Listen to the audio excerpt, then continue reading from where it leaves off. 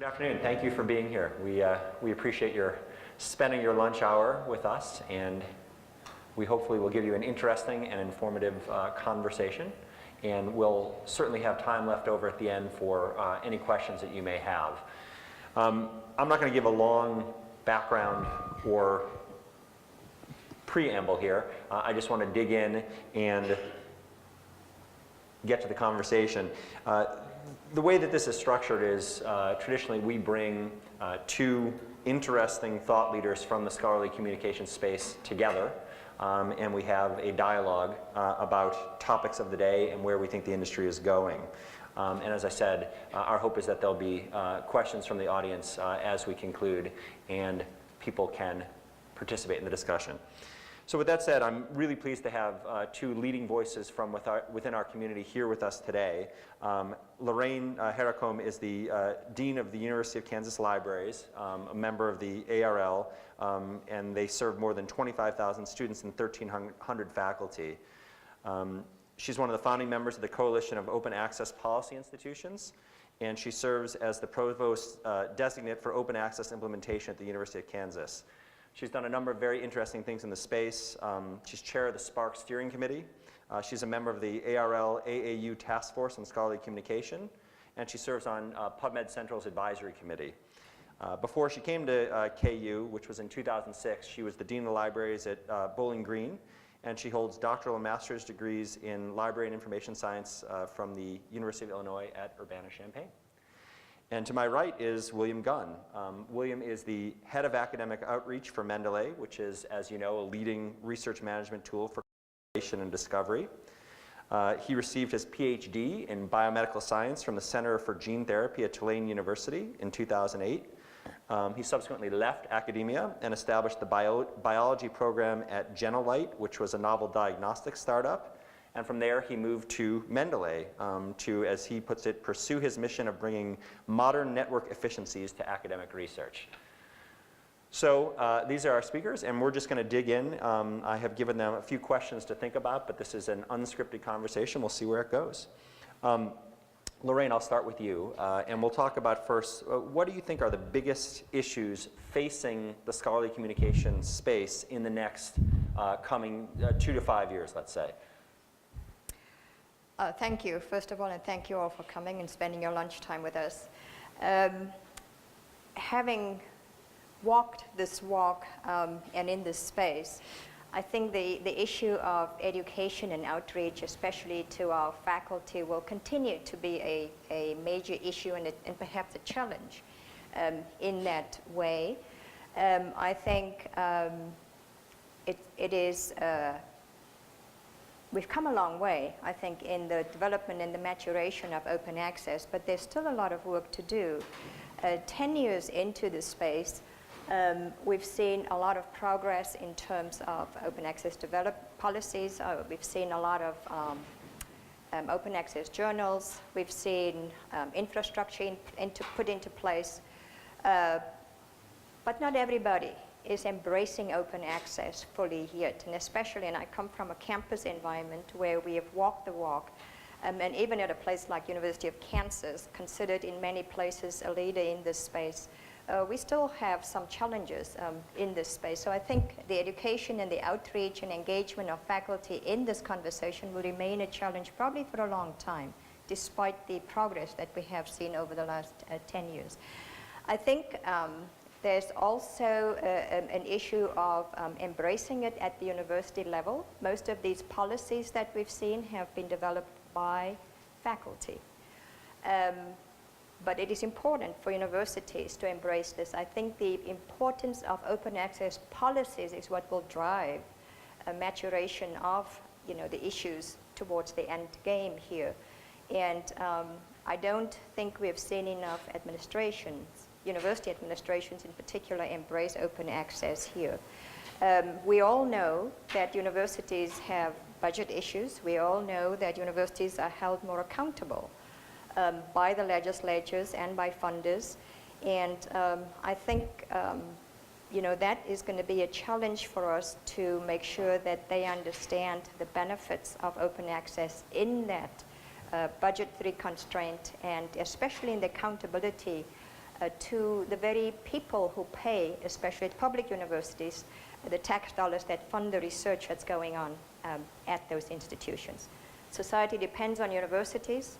Societies need to be informed of the research and the scholarship that happens at the institutions where they pay for that for that research to happen.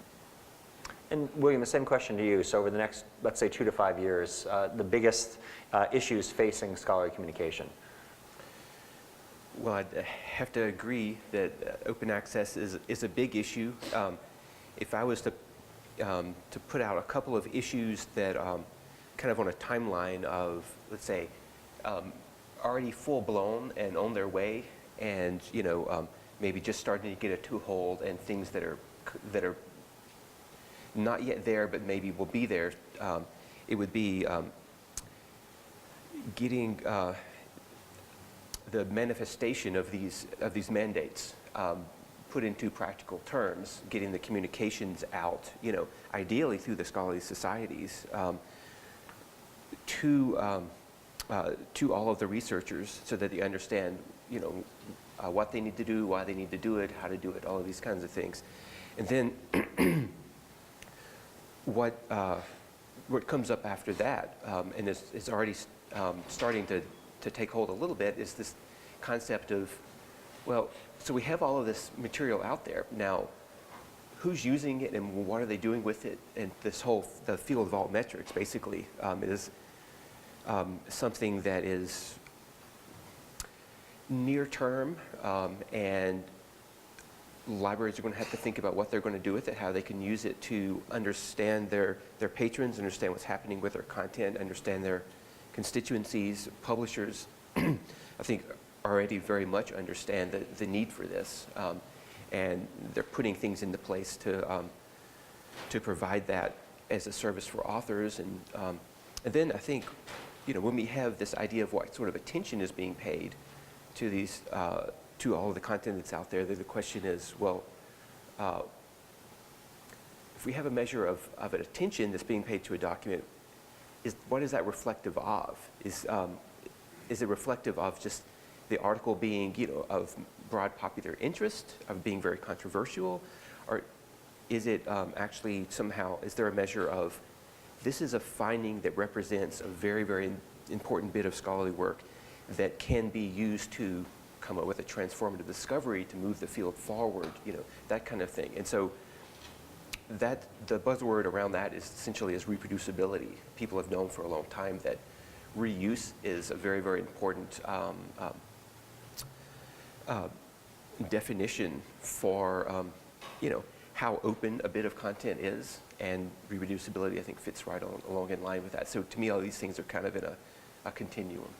So as we have more content that is available, and we have more ways to measure how that content is used, understanding what that means, understanding what that use and reuse means, and the measuring sort of what is good about that reuse, or what is valuable about that reuse. Right, and there's been several projects to look at the qualitative side of this.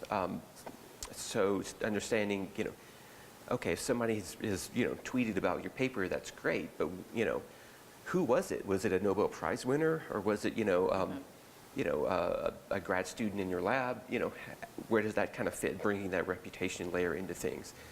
So there's been some work, a draft, altmetrics standard, kind of along the lines of Counter, that we're working with Todd Carpenter at NISO and some of those people on maybe putting that together. Maybe it's early days for that yet. And then the other bit of work that recently just started is with the, we're working with the Center for Open Science on this reproducibility project. So we recently got funding to actually replicate the findings of the 50 most high impact cancer biology papers that have come out in the past 3 years. And so it'll be interesting to see kind of which of these attention metrics correlate, positively or negatively with the actual reproducibility of the finding. So I think there's a lot of neat, layers that are coming into this. So both of you touched on specifically open access, the notion of access generally. What's the state of open access today? Where is it, and where is it headed? I'll jump in here. I think we're at a healthy place. 10 years in, let me just say that the beginning of open access was, the seed was planted when we tried to reshape scholarly communication because of the serials crisis many, many years ago. And that was really the genesis that started this whole conversation. Now it's moved to open access, where we have an ideal end game of free immediate access to everybody, to anybody, not just access, but also reuse. We've come a long way since then. So I think we're in a very healthy space. If we take a look 10 years ago when the Budapest Open Access Initiative was started in 2002, that was the first global definition of what open access is. We have since seen the Directory of Open Access Journals with more than 10,000 open access journals now. We have built infrastructure. Institutional repositories abound around the globe. We've seen more and more open access policies, not just in this country, but all around the world. Growth of maturation of open access, and a lot of work ahead of us still, but I believe that we're in a good spot, and this conversation at this conference here, where we are talking and interweaving open access as part of the conversation, to me is another great indicator of how far we've come in libraries in particular, because we're representing libraries here mainly. But my view would be that we're in a very healthy spot with more advocacy work to do. Spark is in a great spot to do that for us with help from others. We have seen now at the national level the White House directive, which was issued in February as an executive order, and we are seeing the FASTR legislation, FASTR, that was also introduced in the House and in the Senate in February as indicators of moving the conversation to the national level, away from the individual institutions, at least in this country. So I think as we move forward, it's important for us to make sure that we get to FASTR legislation fast before the Obama administration leaves the House, because I think that's where we can make sure there's legislation to protect what we're trying to do today. And I'll give the same question to you, which is the state of open access today and where it's headed. Yeah, well, I would have to agree that it certainly seems like with the mandates and things that are working on all around the world, it's really quite the state of rude health. I think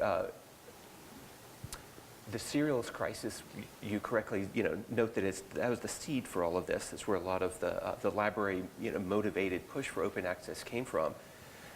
For me, it's interesting. I didn't come out of the library world. The way I got interested in open access was wanting to be able to do the kinds of things with scholarly content that I could do with blog posts or music or whatever else. And so now working in a technology company, I think there's a push, there's an equal drive towards open access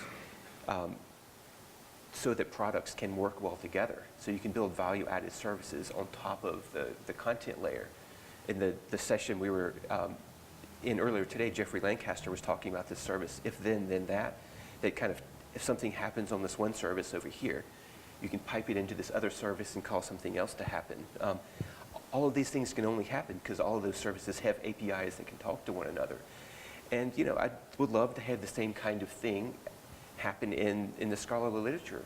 Like if somebody publishes on this given topic, then alert me and my colleagues, or automatically add this document to this group, right, or things like that. So I think there was a financial drive originally, and now that more and more communication is becoming digital and becoming on the web, now there's a technological imperative to make this stuff open so we can actually do the real value-added stuff on top of the content. So not just open access in the sense of free to read, but actually free to build on top of, free to reuse, free to mine, and so forth. Yeah, absolutely. It's the true open access. Lorraine, back over to you.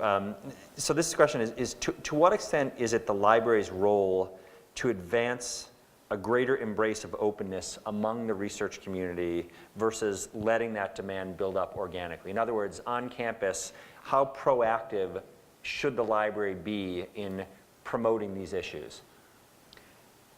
I personally think the libraries are in a great position to advance conversation, engagement, and education of open access. I'll be the first to say that libraries perhaps is not the best position to initiate open access on campus in the way that we see the policies developed by faculty-led committees, but that we certainly have a role in that. And I say that for a couple of reasons. I believe libraries have trust capital. I think we can all agree that faculty love libraries and librarians. They don't believe a librarian can give them a wrong answer. They love them. So we should leverage that. We do this already in our liaison structures that we have around campuses when we work, whether it's acquiring content, whether it's instruction, whether it's in embedded librarianship. We have great relationship with perhaps not all of the faculty, but with many of them. So we have infrastructure in place for that. Many of us have distinctive competencies that nobody else on a campus has. We know how to organize information. We know how to build discovery layers. We understand how to organize and process and access and make information discoverable. So it's another good reason why I think libraries should be involved. A third one is that for many of the campuses where we have IRs, they mostly run in or by the libraries. Many of us are scholarly communication librarians. It's a new, relatively new position. It's not a decade old. So there's an expertise there that I think we should leverage. We understand policy. We work with copyright regularly. We understand those issues. So infrastructure, expertise, understanding policy and engagement and education, I believe, are distinctive competencies that libraries bring to this space.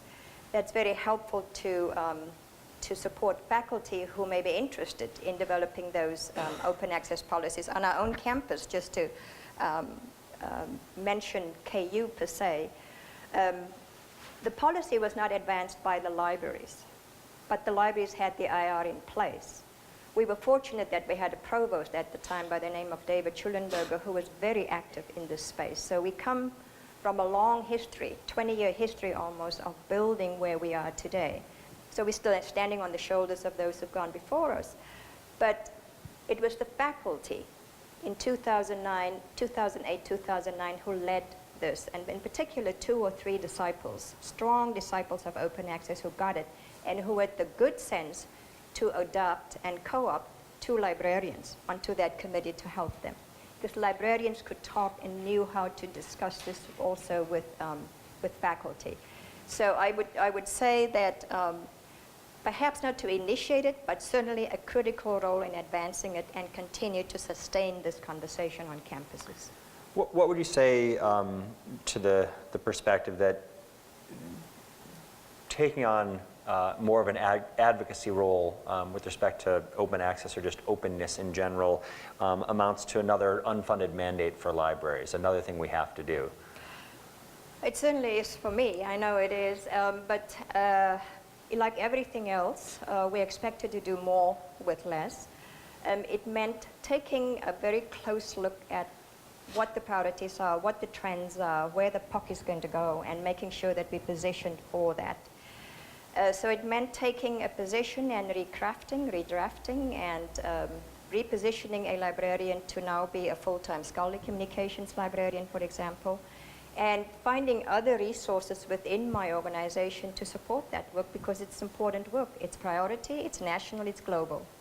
So to me, there's no maybe as to what we should be doing, and it's a matter of reviewing organizationally where we're going to invest our resources as priorities.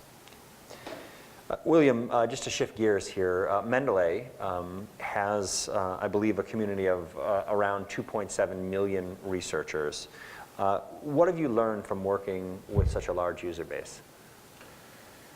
Well, I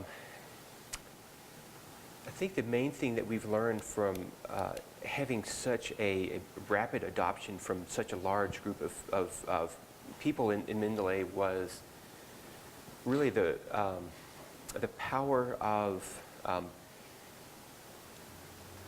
really useful, easy to use, drop dead simple user interfaces. kind of to put this in the context of institution repositories, we have somewhere between 500,000 or 700,000 documents uploaded on a given day to Mendeley.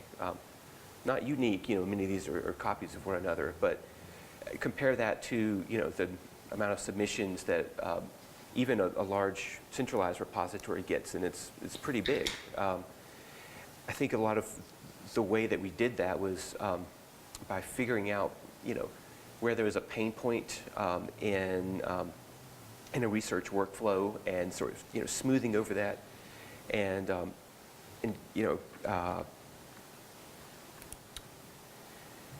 getting there so that we had we were out of their way, so to speak. We solved the problem and didn't get too much in their way, and so we really have all these things that we want to know about our audience, and that altmetrics researchers want to know about our audience.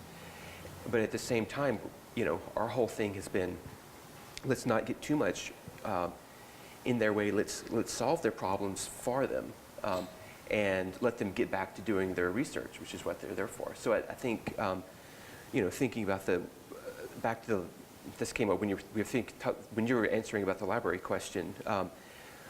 One of the really interesting things that librarians do is they understand the policies, and researchers, they could care less about what the policy is or what the mandate is. They just want someone to tell them what to do, and to ideally do it for them, and for them not to worry about it. And so you guys are really well positioned for that. And I think if we could leverage somehow the engagement that we have on our platform to repositories, to mandate compliance and all that kind of stuff, it would be great. I think fundamentally what we've learned is that 2.7 million people, even if you get a small fraction of them doing something, you get a whole lot more than if you have to go individually, manually, one by one, and try to build that support. You've had the opportunity, in a sense, to observe the researcher in his or her natural habitat from behind the bluff. Have you found anything interesting about the way that they virtually congregate, that they virtually collaborate? Has any of that interaction been unexpected from what your original thinking was? There hasn't been very much that has happened that really has been entirely expected, Greg. I think we had this idea initially that we would have these social groups, and then people would join the groups, and they would add papers relative to like what their group is studying, these kinds of things. But we've seen such a broad, diverse use of the infrastructure and the platform to do all these kinds of things that we really hadn't expected.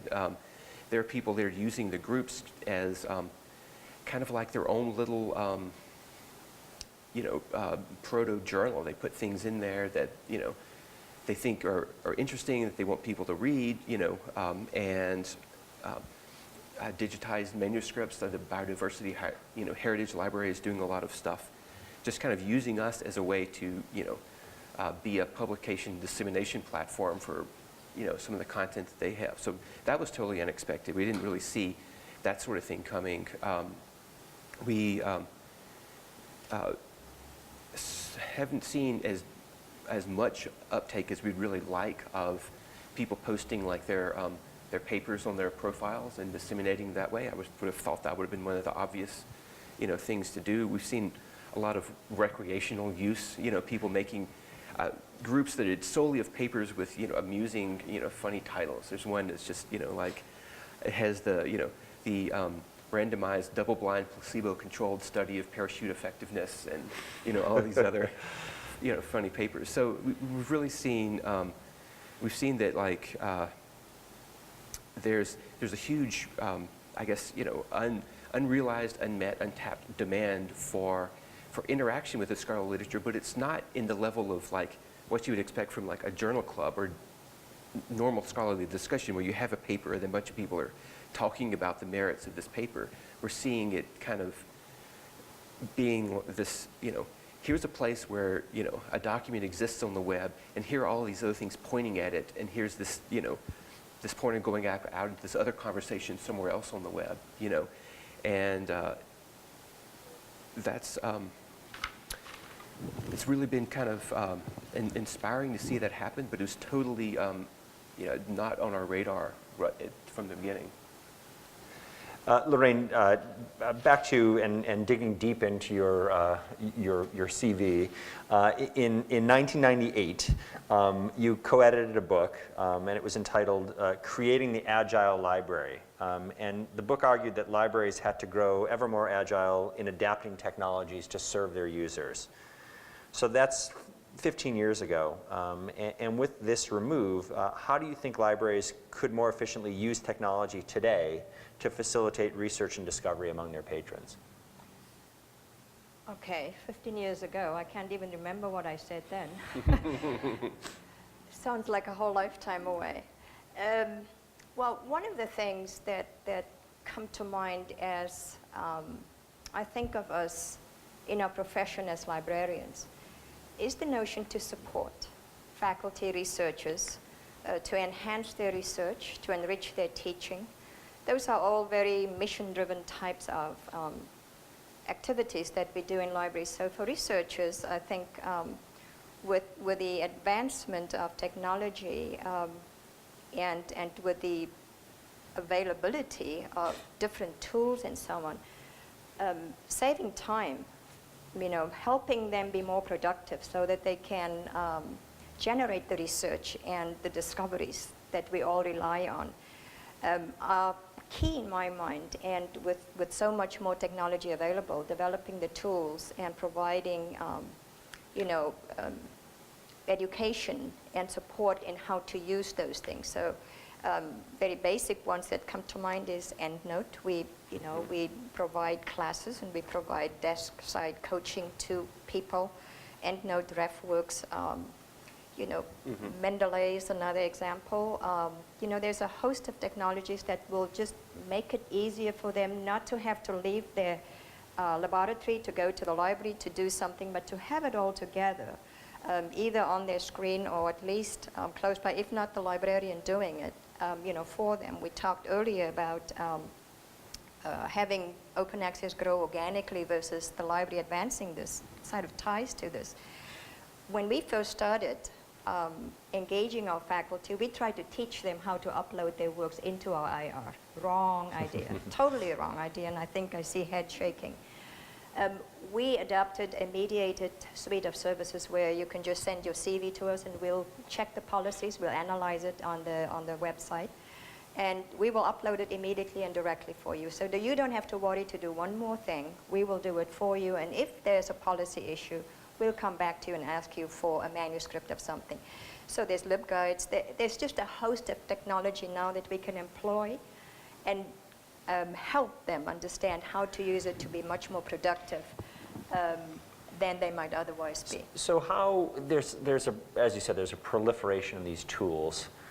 There's new technologies, new collaboration tools, new productivity tools, new networking tools. How does the library stay abreast of or ahead of these new technologies that researchers either are using or should be using? How do you drink from that fire hose? Tough question.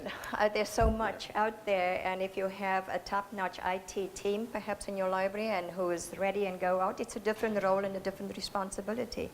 Obviously, if you don't have a top-notch team and an IT team, you would hope that it's not just the IT people. I think librarians, there's probably some new roles and responsibilities here to begin to think how you would do different work or do work differently when you engage with researchers, understanding what they need, engaging with them in terms of their research field. It's always a good thing to have expertise in the field of the research, but understanding what the new research is out there, understanding what their particular needs are, is a major benefit. And you get that by getting out of the library, by engaging them, in the committees where they are, in the grant application process, etc. These are all new types of roles. Perhaps not for everybody, but certainly emerging roles for 4 librarians, the data librarian, working with a researcher to help discuss or develop a data management plan, etc. Metadata librarian, understanding what it is that they need to describe, the deliverable, etc. These are ways that we can stay abreast, may not entirely, but the communication needs to be two-way, and perhaps being proactive, not waiting for the researcher to come and ask for the question, but to anticipate the question by reading what's going on in the field, understanding where the research is going. I've just attended a very fascinating session by PLOS on ALMs, and using that tool to engage with research at a very different level and in a very different way than I had heretofore thought we might do. And I was very excited to see new ways of thinking about engaging and being embedded with researchers or faculty. So William, a similar question to you. How do you think scholars could more efficiently use technology to further their research? Well, obviously, I think that there is a lot of things you can do with technology to make your work better. I think you have to.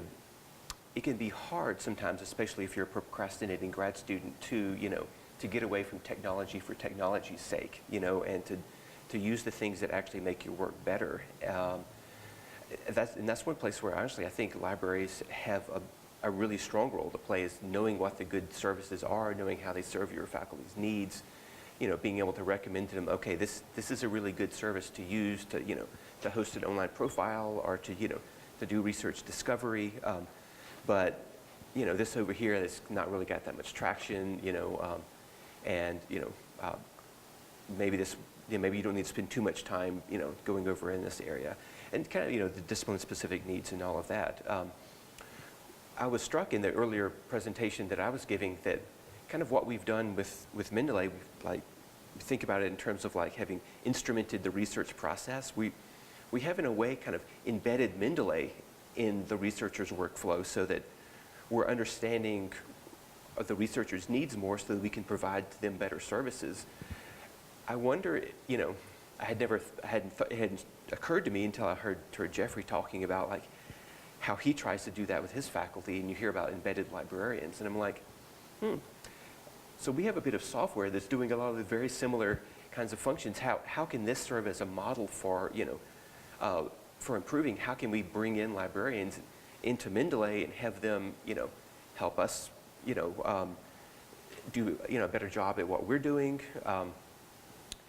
So, I think speaking from like with my researcher hat on, what I really wanted out of all of this was to spend less time writing and more time doing research, less time looking for papers, more time reading them and thinking about the next experiments.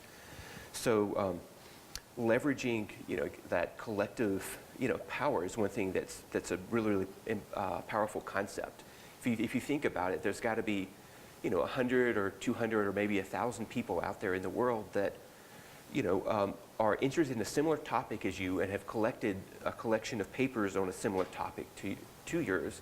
Wouldn't it be nice if you could say, okay, so I'm interested in this this topic, and I've got this paper, and this paper on it.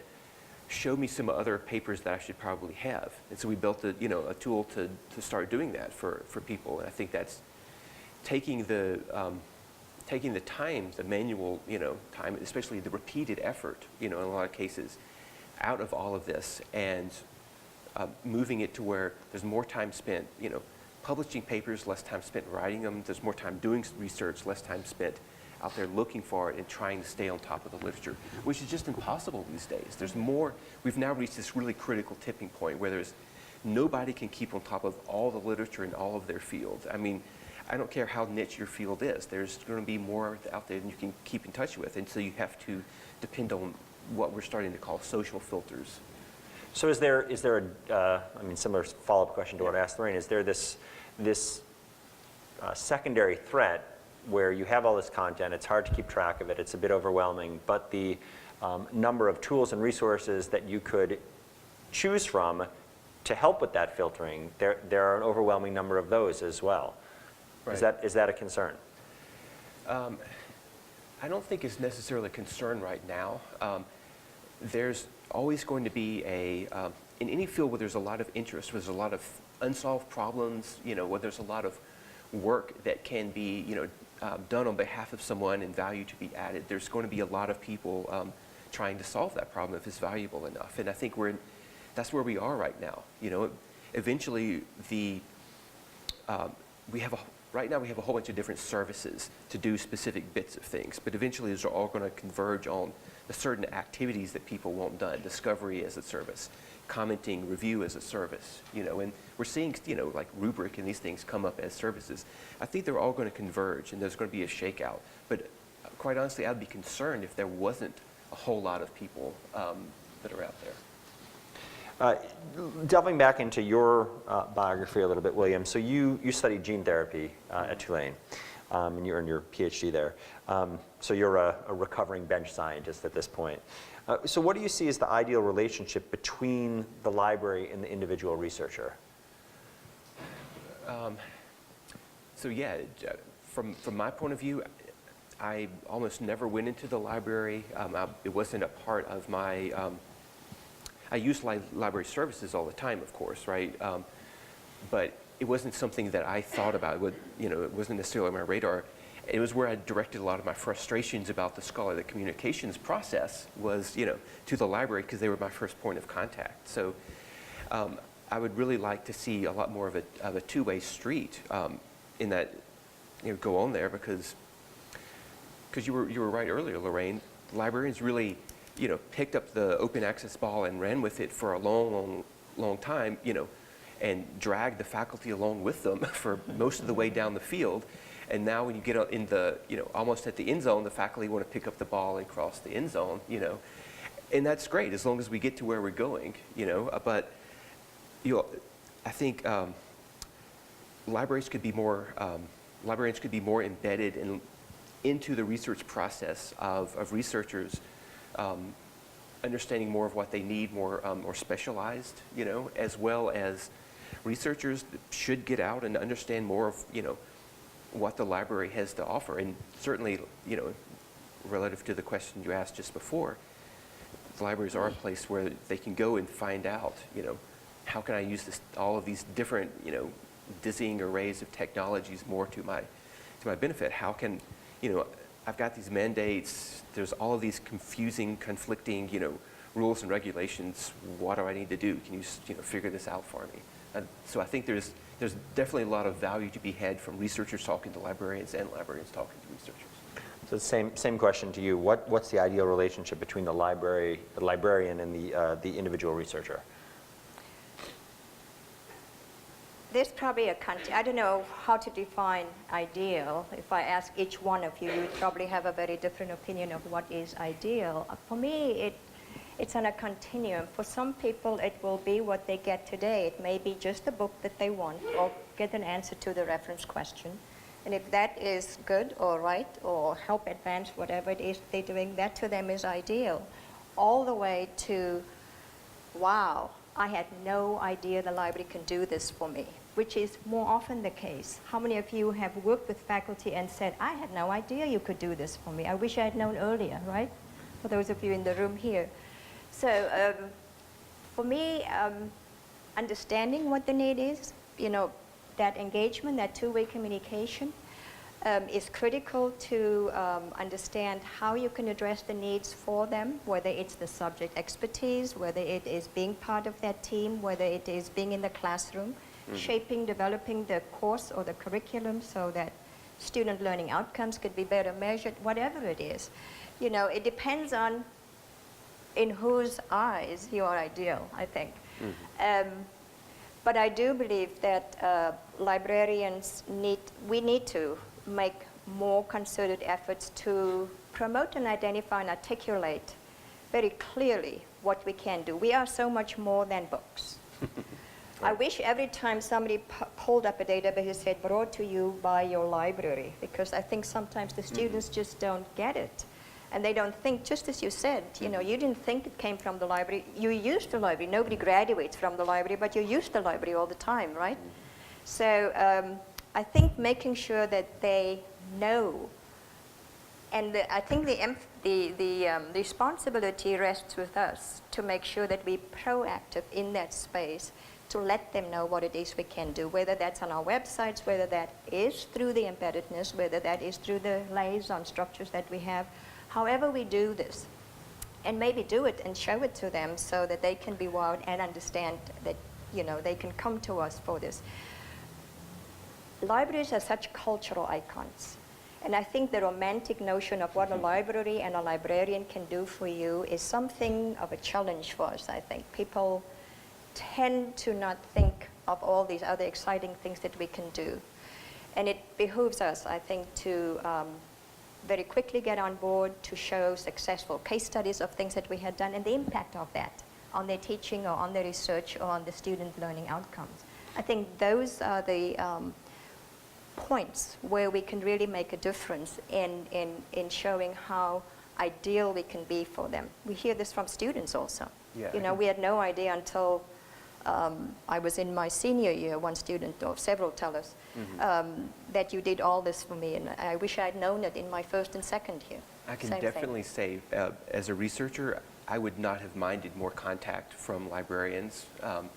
You know, I think maybe the idea was to, you know, let's not get in their way. You know, let's you know, focus on, you know, what we're good at. Or there was this, you know, you start class, you get kind of trotted through the library, and you get this sort of orientation, and that was it. But I really would not have minded a lot more contact if it was, hey, I know you're dealing with this particular issue, here's how we can help you with it. You know, I wouldn't have minded that at all.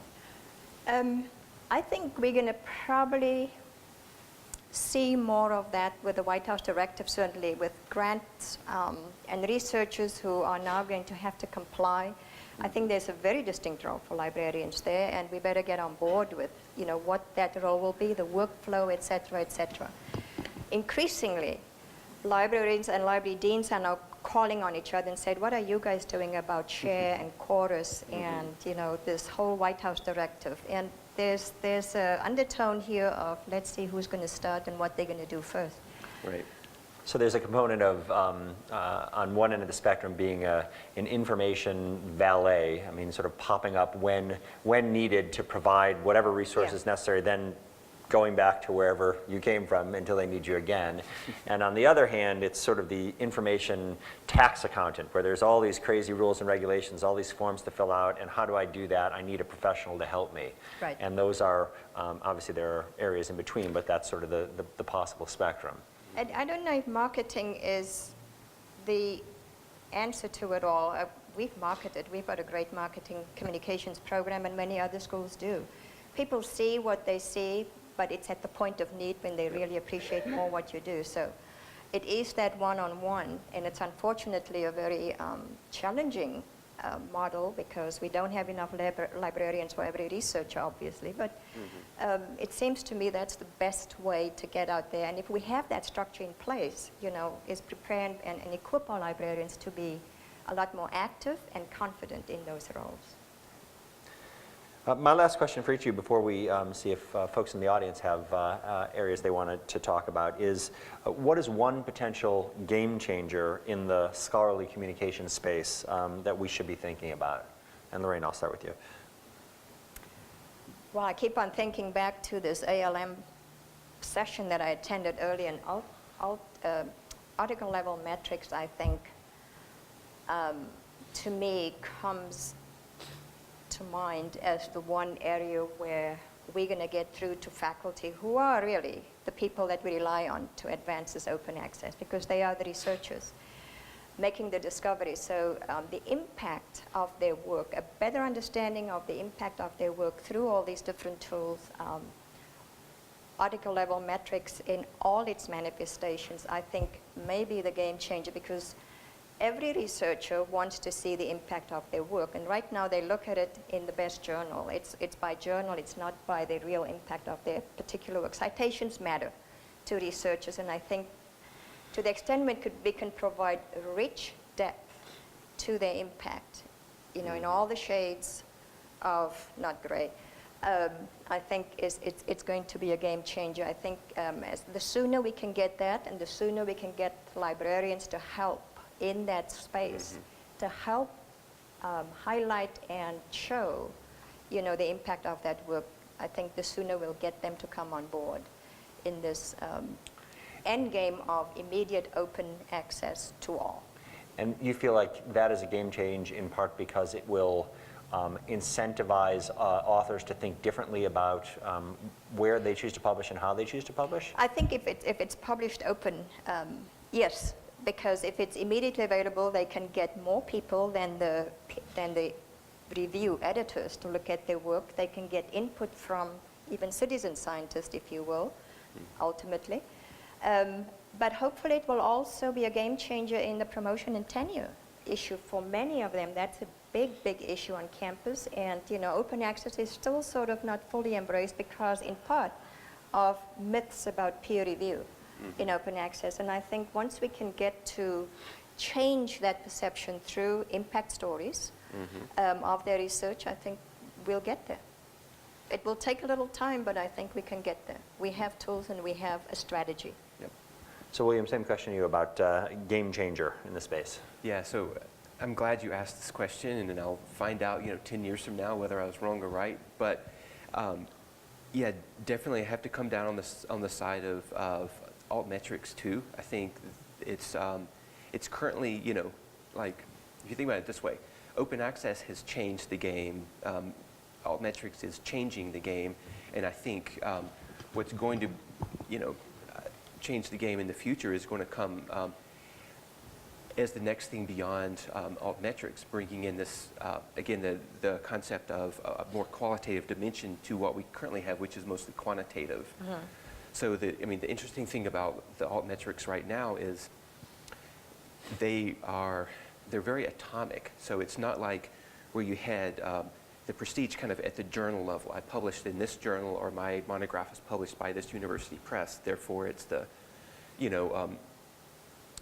it has the impact that kind of is imbued to it from that. This impact is a lot more atomic. It's aggregated at the level of the article, which are the individual item might not be a published article. It might be, I wrote this bit of code to do this kind of research, and it's on GitHub, and a lot of people have forked it. That's an impact. Or, I have taught this course via Coursera, and 100,000 people signed up. There's all these kinds of other. When you start thinking about altmetrics, it really opens things up. Like you said, it very much does incentivize the practices that we want to see in scholarly communications. More open peer review. For too long, the peer reviews of articles have been like the scholarly dark matter. It happens, it has some effect on the output, but nobody ever sees that. It's totally lost to the broader community of scholars. And I think if someone could get credit for doing their review, if that was open and accessible on the web, like it can be with some of these new altmetrics frameworks, then they'll start doing more of that. And it really is going to change the game. What I think is neat about it is we already have metrics. People are already being assessed by their numbers. Chinese researchers are already getting bonuses for publishing in certain impact factor level journals. And so we might as well pick a metric that incentivizes the practices that we want to see, that promotes reuse, that anchors the definition of quality in something that matters to us, to what we care about, whether or not this work is, can be reproduced, which means, well, if they publish the paper, they have to have included their code, they had to make their data open, all these practices that we want to see, and that's just the prerequisite. You get that as a side effect for saying, we're going to use altmetrics that look at how well this item was reused. So I think it really has, a lot of potential to change the game in so many different ways. Atomizing it, adding layers of value on top of it, so many interesting things. And right now we're just in the quantitative, the descriptive phase. To get to where it changes assessment, I think we need to understand more about who's generating these metrics. Like I said before, like somebody tweets your paper, that's great. If it's a Nobel Prize winner, works in your field, that's probably even better. Or if they're theoretically saying this is the worst paper I have ever read, there's a Yeah, it could be the that other too. thing about a citation, you don't know if somebody is It's a good or citing your paper negative. because it was a method or because they didn't like it. So bringing that qualitative dimension into things. Well, that's where we need to get to be able to do the assessment with altmetrics. We don't want to make mistakes that we made in the past with kind of letting the impact, the journal impact factor, which was just intended to be a derived tool, end up driving the process, right? And of course, through the life cycle, we'll have issues to do with gaming the system and jacking up your numbers and finding ways to inflate your value, as we do with every other metric. Every other metric now, yeah. And the neat thing about having more than one metric to look at is you look at the correlations between the metrics. So if somebody has very low, numbers of citations and very low, there's no blog posts written about it. It wasn't mentioned in any news articles. But for some reason on Mendeley, it's been added to 1,000 of people's libraries. You have to wonder, okay, is this something really, really interesting this person is doing, or is there some gaming happening? And you start to look at those correlations. Well, that's all I had formally on my list of questions. I'm hoping that people will step forward and ask what might be on their minds, and we can get into a discussion as well. So if anyone does have a question, just raise your hand. We'll call on you, and you can shout it out. Please, sir. I edit 3 vertically published peer-reviewed journals. And so I'm curious, when we talk about open access, and I was previously a dean for 23 years, went to faculty senate, got it all endorsed. But what is open access success? How do you define it? You all endorse open access. You spend quite a bit of time talking about open access. But when is open access successful? Is it dependent on whether Sherpa Romeo does gold, green, yellow? Is there a demarcation there? Is it simply faculty senate endorsement at a campus? Is it the University of California system where there is now for every site an open access policy? It must be gold or green. What are we aiming?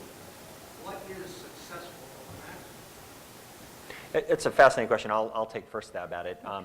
There are any number of metrics that one could look at to say that success is building. The trend is towards success, meaning between 10 and 15% of journal articles now are open access, are gold open access.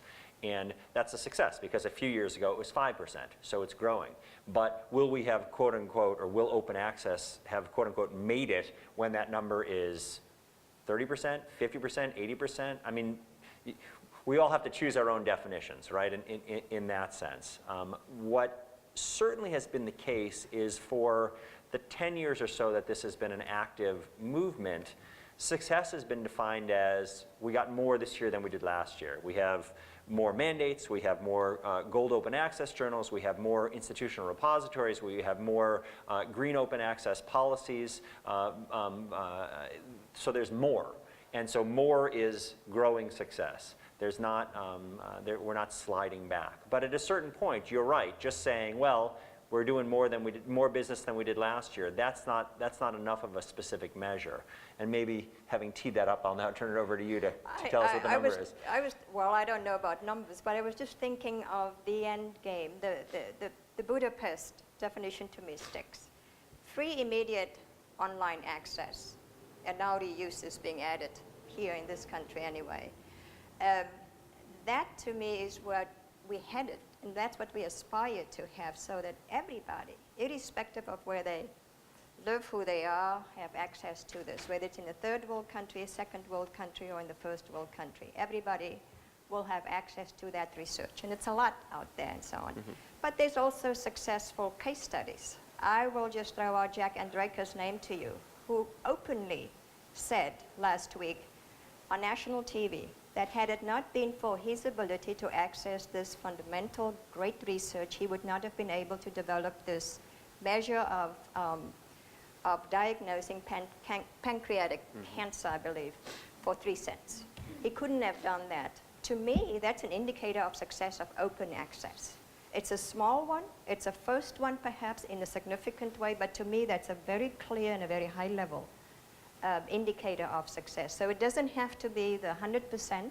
I think what Greg just responded to was the building of successful measures, and I think that will probably go on for a long time. Who knows what the next big innovation will be thanks to open access? I can't speculate what that might be. We'll find out. Yes, it's really all about the reuse. You know, did somebody get access to this item that wouldn't have been able to otherwise, and did they make some sort of, you know, transformative use out of that? Did they advance the field forward? Did they come up with an application for it? Did they you know, use it in an educational setting somehow when they wouldn't have been able to otherwise? You know, success to me is exactly the Budapest Declaration, you know, free, immediate online access to published journal articles. Progress towards that is success. The whole reason that we're doing this, let's not forget, is so that we can have a scholarly communications world that functions, you know, as well as the web does for communicating information to one another, right? As openly and as freely and as many different forms and as flexibly and as the web. That's really where we want to go to, something without those, something that does for scholarly communications what the web has done for other forms of kinds of communication. So anything that moves us towards that, I would say, is successful. And I think this, I mean, I think Lorraine's point is about Jack Andreka is a good one in that this matters. This isn't just theoretical. I had the good fortune of participating in the Accelerating Science Awards program that PLOS and Wellcome and Google co-sponsored. And this was to say, to identify research that had benefited from open access publications, to develop additional research, to follow on and to build something. And there were hundreds of applications where people, and you were involved too, hundreds of people said, we have benefited, we have used open access literature, and we have built upon it so that others can build upon what we do. So, you know, growing from 5 to 15 to 20%, those are important markers. The number of policies that different research funders adopt over time, those are markers. But there are also qualitative markers that we should be aware of as well. Next question. People being blindsided in those ways. I mean, I would challenge your suppositions. I mean, I can't say that scholarly communication didn't predict these things. I mean, if we're talking about there are 2 million articles that are being produced every year, I'd venture to say I could look back at 2005, 2006, 2007 and find one or more articles in economics journals. Right, so what consensus is a different story. It's difficult to achieve consensus when a lot of information is behind a paywall, so that's part of it. But academia it's not a monolith. It is a cauldron of ideas. And the vessel for disseminating that information is scholarly communication. It's journals and books and monographs and so forth. So I don't think there is an ideological intent behind those vessels. They're meant to publish interesting, important, good, well-documented research, whatever that research may say. I think there has been actually a really big failing that you can point at to, at least in the field of biological sciences. And maybe the sciences overall. And the failing is that we're doing tremendous amounts of research and publishing tremendous amount of research that cannot be built upon, that's fundamentally irreproducible. And the reason that people are publishing these things are because, you know, all of the incentives in the scholarly communications infrastructure, the way we've set it up, at least in the life sciences, is around publishing highly novel findings, things that are going to get the editor's attention, that are going to, you know, the attention of readers, and they aren't around who's doing the most robust work, who the most reusable work. Negative There's results. there's no really incentive. So so where we really drop the ball is in letting so much work, letting all of the incentives fall on the side of publishing novel stuff, not asking people, for example, to to show all of their data. You know, we're not in the print world anymore. We don't have space restrictions technically, right? Not making people share their code, you know, not asking people to, you know, to show all of their data, not asking them, you know, was this analysis done blind? Not bringing in statistical consultants to advise them whether or not the approach, the multiple testing approach they did was correct, whether they corrected for multiple testing at all, which a lot of times they don't even do. You know, in the clinical trials, they're starting to sort some of this stuff out. If you want to do a clinical trial, you have to register your trial first, and then you do the work, right? Think if people registered, you know, their hypothesis before they started collecting the data. It'd be a lot harder to do a bunch of work and then pick and choose from the pieces to make this kind of interesting narrative that is really the core reason behind why so much of what's published just can't be extended and built upon. I think that's a big problem. And, you know, journals are in a bad spot because if one journal stood up and said, hey, I want to start addressing this problem, I'm going to start rejecting these papers that, you know, don't meet all these guidelines, well, they can just send it somewhere else, you know. And so even papers that get really, really bad peer reviews, they all get published somewhere eventually, you know. So peer review has not, the way we do peer review right now has not served as the kind of filter that we want. So peer review has been, it's been necessary for the scholarly literature, but has not been sufficient for establishing a rigorous, trustworthy body of work that you can build on top of. It's just been a big failure.